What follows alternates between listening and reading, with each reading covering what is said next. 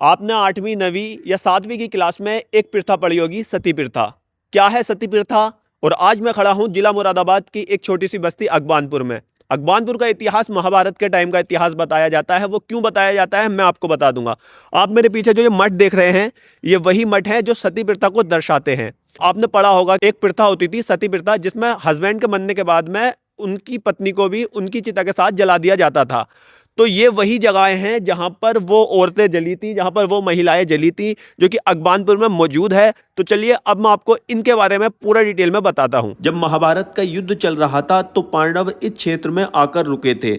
तो उस समय की परंपराओं के अनुसार जिन महिलाओं के पति युद्ध में मारे जाते थे, वह अपने पति की मृत्यु के बाद सती हो जाती थी, यानी कि उनकी चिता में ही जल जाती थी। पर इस आस्था के पीछे कई वजह थी। जहां कुछ औरतें बचपन से ही सिखाए गए धार्मिक जुनून की वजह से अपनी मर्जी से चिता पर बैठती थी, वहीं ज्यादातर को सामाजिक दबाव जैसे परिवार की इज्जत या ताकत के जोर पर जबरदस्ती जला दिया जाता था। औरतों पर होते इस जुल्म को खत्म करने के लिए राजा राम मोहन राय ने समाज और कट्टरपंथियों से लंबी लड़ाई लड़ी और 4 दिसंबर 1829 को लॉर्ड विलियम बेंटिंक की मदद से कानून बनवाकर ही इस रिवाज को हमेशा के लिए गैर कानूनी करा दिया। राजा राम मोहन राय खुद एक बहुत बड़े विद्वान और ब्राह्मण थे। उन्होंने वेदों और शास्त्रों का हवाला देकर यह साबित किया था कि किसी भी जिंदे इंसान को जलाना किसी भी धर्म का हिस्सा नहीं हो सकता। तो ये उसी प्रथा के निशानात हैं जिन्हें सिर्फ हमने किताबों में पढ़ा था। इस ऐतिहासिक जगह की देखरेख भुर्जी समाज के लोग करते हैं। इन मठ का जिक्र मोरक्को के मशहूर ट्रेवलर इब्ने बतूता ने अपनी बुक रिहला में भी किया है। मैंने अकबानपुर का एक पूरा व्लॉग बनाया है जिसमें अकबानपुर का पूरा इतिहास बताया है, जो कि यूट्यूब पर मौजूद है, जिसका लिंक बायो में है, आप जाकर देख सकते हैं।